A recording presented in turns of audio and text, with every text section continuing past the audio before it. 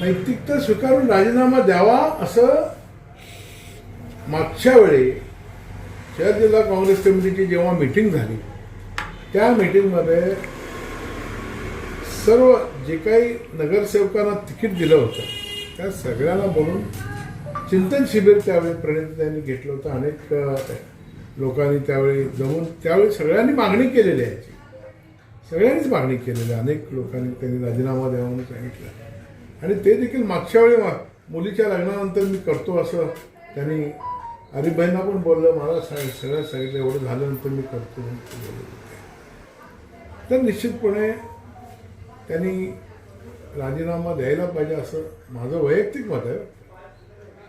कारण आता एक महापालिकेची जबाबदारी आहे.